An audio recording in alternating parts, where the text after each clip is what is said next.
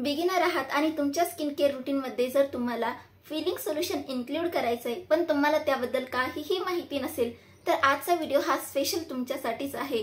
कारण की आजच्या व्हिडिओमध्ये मी तुम्हाला फिलिंग सोल्युशन एक्झॅक्टली असतं तरी काय, ते कोणी वापरावं कोणी न वापरावं, डूज अँड डोंट्स आणि प्रिकॉशन्स, त्याच्यानंतर कोणत्या वयोगटातील व्यक्तींनी वापरावं याबद्दलचे सर्व काही असे प्रश्न या बिगिनर्सच्या मनात असतात। त्या प्रश्नांची उत्तरं आज आपण या व्हिडिओमध्ये बघणार आहोत।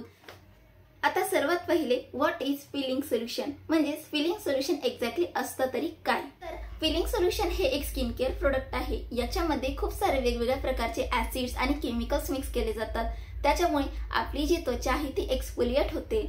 तर माझ्याकडे हा 15% AHA आणि 1% BHA चा फिलिंग सोल्युशन आहे। हा डर्माकोचा आहे। याच्यामध्ये खूप सारे वेगवेगळे ऍक्टिव्ह इंग्रेडिएंट्स आहेत, जसे की glycolic acid, lactic acid, mandelic acid and salicylic acid. तर हे सर्व ऍसिड आपल्या त्वचेसाठी खूप चांगले काम करतात आणि याचे तुम्हाला फायदे देखील माहित नसेल माहित तर मी एखादा अजून एक व्हिडिओ घेऊन येईल।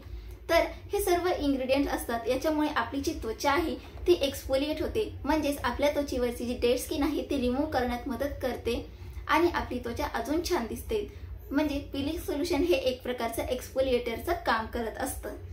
थोडक्यात सांगितलं तर हे एक केमिकल एक्सफोलिएटर आहे। याच्यामुळे आपली जी त्वचा आहे, डेड स्किन आहे, ती रिमूव्ह होते आणि आपली त्वचा अजूनच छान दिसते। आता दुसरा पॉइंट तो म्हणजे हे वापरायचं का बरं, याचे फायदे काय आहेत।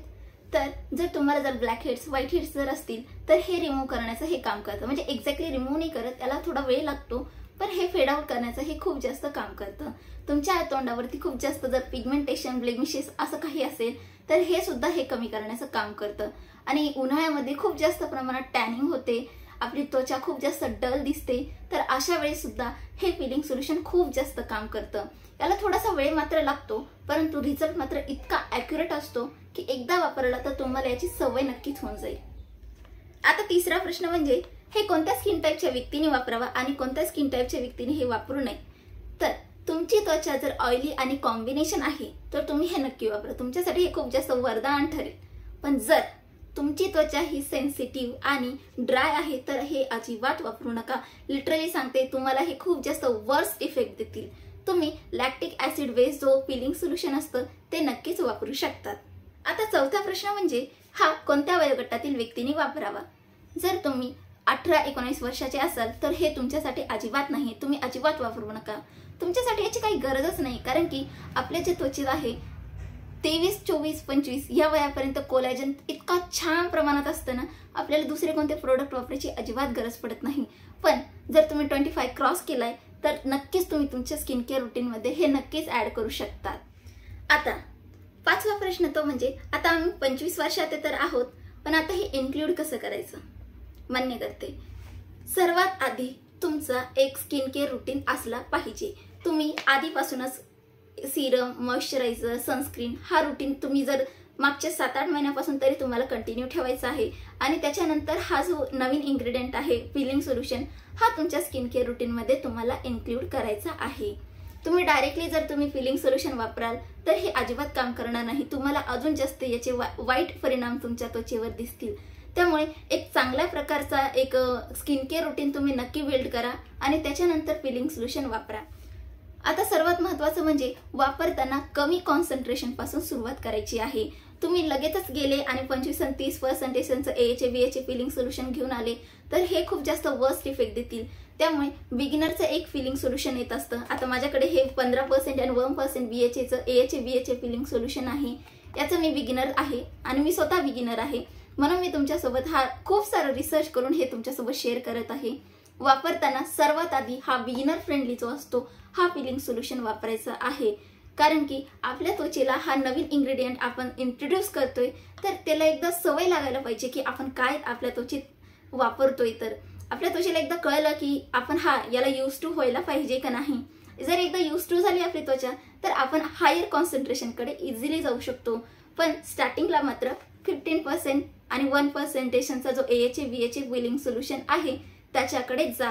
हायर पर्सेंटेज तुम्ही नंतर 2-3 महिन्याने नक्कीच वापरू शकतात। आता 6वा प्रश्न येईल की हे वापरायचं कसं।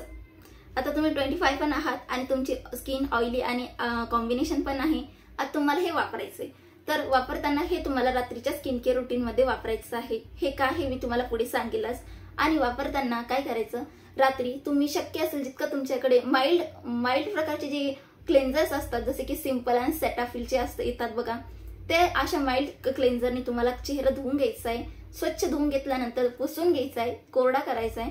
त्याच्यानंतर आपले जे इथे जॉईंट्स, हे इथे आता हे पार्ट मला बोलता नाही येते, हे इथे आणि इथे इनर आईज मध्ये आणि इथे हे जे लिप्स असतात या कॉर्नर मध्ये आपल्याला थोडंसं वासण लावून घ्यायचंय, जेणेकरून फिलिंग सोल्युशन तिथे लागलं तरी ना आपल्याला काहीही त्रास होणार नाही।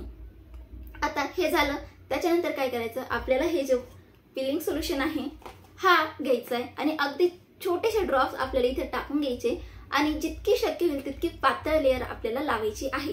पहिल्यांदा लावताय तर शक्यतो पातळ लेअर वापरा, खूप जास्त थिक लेअर अशी वापरू नका, नाही तर तुम्हाला खूप जास्त त्रास देखील होऊ शकतो। तसंही हे वापरताना तुम्हाला थोडंसं असं सेन्सेशन होऊ शकतं, जसे की टिंगलिंग सेन्सेशन, थोडंसं सुया टोचल्यासारखं आपल्याला वाटू शकतं, कारण की ऑब्व्हियसली वाटणारच, एवढं हायली एक्सफोलिएटर आपण वापरतोय तर। आणि ते वापरताच ना आपल्याला हे स्टार्टिंगला तुम्हाला 2 ते 3 मिनिटांसाठी ठेवायचे। पहिल्यांदा वापरताय तर 2 ते 3 मिनिटांसाठी ठेवा, त्याच्यानंतर चेहरा एकदम माइल्ड क्लेन्झरने धुवून घ्या आणि तुमचं जे स्किन केअर आहे ते रुटीन वापरा। आता तुम्ही म्हणाल, तुम्ही तर म्हटले होते 10 मिनिटं ठेवायचे स्टार्टिंगला, पण असं काही नाही। तुम्ही जर तेव्हा स्टार्टिंगला फर्स्ट टाइम यूज करताय तर स्टार्टिंगला अगदी जास्तीत जास्त 5 मिनिटं ठेवा आणि चेहरा धुवून घ्या हा फिलिंग सोल्युशन लावल्यानंतर। एकदा तुम्हाला त्वचेला हे यूज टू झाल्यानंतर तुम्ही हा 10 मिनिटं ठेवा, जास्त वेळ अजिबात ठेवू नका, 10 मिनिटं ठेवा आणि त्याच्यानंतर वॉश करू शकतात। पण स्टार्टिंगला मात्र कमी वेळेसाठी ठेवायचं आहे आणि फेस वॉश करायचं आहे, एवढं तुम्ही थोडंसं लक्षात घेऊन टाका। आता अजून एक महत्त्वाचं म्हणजे हे किती वेळेस वापरायचं, हा थोडासा कन्फ्युजन पॉइंट आहे। जर तुम्ही उन्हाळ्यामध्ये आहात आणि तुमची त्वचा खूप जास्त ऑइली आहे, तर तुम्ही हे उन्हाळ्यात आठवड्यात तुम्हाला जर यूज टू झालं असेल तर तुम्ही आठवड्यातून 2दा हे नक्कीच करू शकतात आणि ठेवताना 10 मिनिटं नक्कीच ठेवू शकतात। पण जर तुम्ही हिवाळ्यामध्ये करत आहात तर हिवाळ्यामध्ये एवढी जास्त काही प्रमाणात आपली त्वचा टॅन होत नाही आणि त्वचेला एवढं जास्त ऑइल पण येत नाही, त्यामुळे आपली त्वचा एवढी काही खराब होत नाही हिवाळ्यामध्ये। त्यामुळे हिवाळ्यामध्ये तुम्ही अगदी महिन्यातून 2दा जरी केलं तरीही पुरेसं आहे। आता 7वा प्रश्न येईल, आता आम्ही एक्सफोलिएट तर केलंय, याच्यानंतर काय करायचं। तर एक्सफोलिएट झाल्यानंतर सर्वात आधी आपल्याला काय करायचं, फेस वॉश झालाय आपला, ठीक आहे, माइल्ड फेस वॉश वापरलाय आपण। त्याच्यानंतर रात्री काय करायचं, फेस वॉश झाल्यानंतर आपल्याला मॉइश्चरायझर लावायचं, अक्षरशः थिक मॉइश्चरायझर लावायचं, मसाज करायची, ते मॉइश्चरायझर मुरू द्यायचं। ऑइली त्वचा आहे तर आपल्याला माहिती आहे जेल बेस मॉइश्चरायझर वापरायचं, मुरू द्यायचं त्वचेमध्ये आणि झोपी घ्यायचं, काही करायचं नाही, झोपून जायचं। सकाळी दुसऱ्या दिवशी उठायचं, आंघोळ करायची, आपली जे आहे फेस वॉश झाल्यानंतर स्किन केअर रुटीन करताना काय करायचं, याच्यामध्ये थोडेसे बदल आहेत बरं का। त्याच्यानंतर इथे आपल्याला सर्वात आधी मॉइश्चरायझर लावायचं, सनस्क्रीन लावायची, बस, दुसरं काहीही करू नका। जर तुम्हाला जर दुसऱ्या दिवशी कुठे जायचं नसेल ना, मॉइश्चरायझर सनस्क्रीन लावा, बस, घरात आहे तरी सुद्धा सनस्क्रीन लावणं गरजेचं आहे। आता हे झालं काय करायचं ते। आता 8वा प्रश्न येतो, काय नाही करायचं। याच्यामध्ये पण खूप प्रिकॉशन आहे बरं का, कारण की हे जे फिलिंग सोल्युशन आहे ना, हे वापरलं, चांगल्या प्रकारे वापरलं तर खूप छान फायदे देतं आणि जर खूप म्हणजे याचे काही तोटे आपण लक्षात नाही घेता जर याला वापरलं ना तर याचे खूप सारे डिसएडव्हान्टेज देखील आहेत। आता 8वा प्रश्न तुम्हाला डिस्कस करते, ते म्हणजे काय करू नाही। तर काय करू नाही याच्यामध्ये सर्वात पहिला येईल, तुम्ही जर स्टार्टिंगला करत असाल ना तर अक्षरशः 2-3 मिनिटं करा आणि जर यूज टू झाले तर 8, 9, 10 मिनिटाच्या वरती जास्त ठेवू नका, नाहीतर आपल्या ते त्वचेवरती अजूनच जास्त ते वर्स्ट इफेक्ट करू शकतात। दुसरा पॉइंट म्हणजे दुसऱ्या दिवशी सकाळी आपल्याला सनस्क्रीनचा वापर करायचा आहे, काही असो, घरात असो किंवा बाहेर असो, सनस्क्रीन वापरायचं म्हणजे वापरायचं, कारण की सूर्याचे जे यूव्ही रेज असतात, आपली त्वचा रात्री जे एक्सपोलिएट झाली आहे त्याच्यामुळे खूप जास्त सेन्सिटिव्ह झालेली असते आणि दुसऱ्या दिवशी जर तुम्ही असेच उन्हात जर गेले तर खूप जास्त सेन्सिटिव्ह त्वचेला आपले ते यूव्ही रेज धडकतील आणि अक्षरशः अजून जास्त ते काय म्हणतात त्यांना, ब्लॅक हेड्स येतील, पिगमेंटेशन असे खूप जास्त आपल्याला वाढू शकतात। त्यामुळे शक्य असेल तर उन्हात जाणं टाळा, जायचंच असेल तर सनस्क्रीन नक्कीच वापरा, काही ऑब्जेक्ट्स वापरा जसे की टोपी वगैरे वापरा आणि आपल्या त्वचेला नक्कीच कव्हर करा आणि वापरताना सनस्क्रीन नक्कीच वापरा बरं का। आणि वापरताना 50%च्या वरचे जे ब्रॉड स्पेक्ट्रमचे असतात ना त्याच वापरा। आता तिसरं रिझन सांगते, याला आपल्याला रात्रीच वापरायचंय, सकाळी अजिबात वापरायचं नाही। का हे तुम्हाला मी सांगितलेच, यूव्ही रेजमुळे आपली त्वचा अजून जास्त हार्म होते आणि हे ऍक्टिव्ह इन्ग्रेडियंट आहे, याच्यामुळे जास्त हार्म होऊ शकते।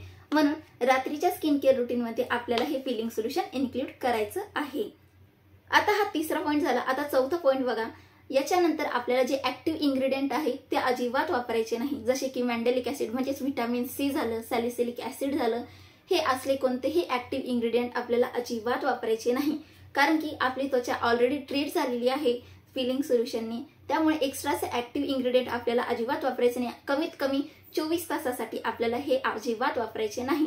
या ठिकाणी लागलंच तर तुम्ही हायलोरोनिक ऍसिड जसे की मॉइश्चरायझिंग जे एजंट असतात ना ते वापरा, पण शक्यतो हे जे ऍक्टिव्ह इन्ग्रेडियंट असतात ना हे शक्यतो तुम्ही वापरूच नका। हे झाले 4 पॉईंट। आता 5वा प्रश्न, जर तुमच्या तोंडावरती तुमच्या फेसवरती ऍक्टिव्ह पिंपल असतील तर हे चुकूनही वापरू नका, खूप जास्त वर्स्ट इफेक्ट होतील, कारण की ऍक्टिव्ह पिंपल्स आहे, जखम आहे, ओपन पोर्स आहेत, त्यावरती जर तुम्ही ते फिलिंग सोल्युशन लावलं, अक्षरशः अशा त्वचेवरती सुद्धा हे लावल्यानंतर टिंगलिंग सेन्सेशन होतात, सुया टोचल्यासारखं जाणवतं। तर इमॅजिन करा ऍक्टिव्ह पिंपल्स असतील तर याच्यावरती लावल्यानंतर ते किती जास्त वर्स्ट इफेक्ट देतील।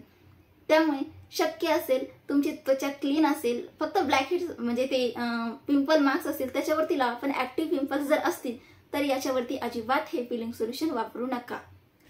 आय थिंक मी इथपर्यंत सर्व काही खूप काही डिस्कस केलंय, पण आता सर्वात महत्त्वाचा पॉईंट जे कोणीच डिस्कस करत नाही ते म्हणजे जर तुमची त्वचा खूप जास्त एक्सफोलिएट झाली, याच्यामुळे खूप जास्त त्रास तुम्हाला व्हायला लागलेला आहे, तुम्ही महिन्यातनं 2दा-3दा करण्याच्या ऐवजी 4-5 वेळेस केलाय, असते आपल्याला नवीन नवीन असतं की आता काय होते तरी आपली त्वचा यूज टू झाली, आपण करू शकतो, तर अशा वेळेस तुमची त्वचा जर हार्म झाली तर त्यावेळेस काय करायचं हे आपण आता डिस्कस करूयात।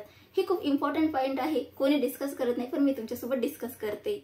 आता सर्वात महत्त्वाचं म्हणजे तुमची त्वचा खूप जास्त ओव्हर एक्सफोलिएट झाली हे तुम्हाला कसं कळणार, तर तुम्हाला खूप जास्त रेडनेस येत असेल, बर्निंग सेन्सेशन तुम्हाला जाणवत असतील, अक्षरशः सुया टोचल्यासारखं सुद्धा एक्सपिरियन्स आपल्याला अनुभवायला भेटतात, इचीनेस, ड्रायनेस येतो, असं काही जर तुमच्यासोबत होत असेल, इनफॅक्ट कधी कधी ना डार्क स्पॉट सुद्धा वाढून जातात आपल्याला, तर अशा वेळेस काय करायचंय, आपल्याला थोडंसं स्किन केअर रुटीनकडे लक्ष द्यायचंय।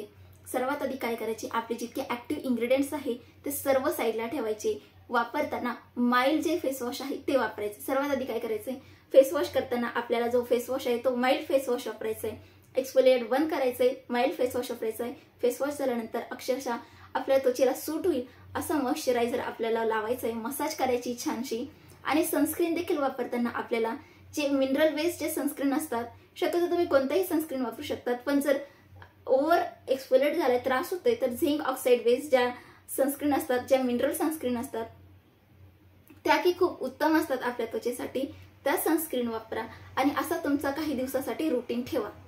आणि सर्वात महत्त्वाचं तुम्हाला सांगितलंय मी, ऍक्टिव्ह इन्ग्रेडियंट जसे की व्हिटॅमिन सी, सॅलिसिलिक ऍसिड, असं कोणतेही जे ऍक्टिव्ह इन्ग्रेडियंट आहे ते काही दिवसासाठी वापरणं शक्यतो टाळा, आणि हा काही दिवसासाठी ठेवा। तुमची त्वचा जर चांगली झाली त्याच्यानंतर तुम्ही तुमचं रुटीन ठेवू शकता, पण जोपर्यंत तुमची त्वचा नॉर्मल होत नाही तोपर्यंत तुम्ही फक्त मॉइश्चरायझर वापरा आणि मिनरल बेस्ड सनस्क्रीन वापराच। आता हे सगळं मी तुम्हाला ओव्हर एक्सफोलिएट झाल्यानंतरचं सुद्धा पॉईंट तुम्हाला डिस्कस केलाय। आय थिंक सो मी इथे सर्व पॉईंट्स इथे क्लिअर करण्याचा प्रयत्न केलाय। मी माझ्या प्रतीने सर्व जी शक्य होईल ती सर्व रिसर्च इथे केलेली आहे, जेवढं मला माहित नव्हतं तेवढंही मी सगळं एकत्रित करून ही इन्फॉर्मेशन तुमच्यापर्यंत पोहोचवली। तर व्हिडिओ कसा वाटला हे मला नक्कीच सांगा, आवडला असेल तर लाईक करा, चॅनलला सबस्क्राईब करा, आणि तुम्हाला काही क्वेरीज असतील तर मला कमेंट सेक्शनमध्ये नक्कीच सांगा, मी तुमचे प्रश्नांची उत्तर नक्कीच देईन। चला तर मग मंडळी पुन्हा भेटूया। आणि सर्वात महत्त्वाचा पॉईंट सांगायचं विसरले ते म्हणजे हा जो प्रोडक्ट मी तुम्हाला दाखवला होता हा कोणताही पेड प्रमोशन नाहीये, हा मी स्वतःच्या पैशाने घेऊन तुम्हाला याच्यासोबत माझा जो अनुभव होता तो मी तुमच्यासोबत शेअर केलेला आहे। त्यामुळे असं समजू नका यांना पैसे भेटताय वगैरे, असं काहीही नाहीये। तर हाच आजचा व्हिडिओ होता। थँक्यू।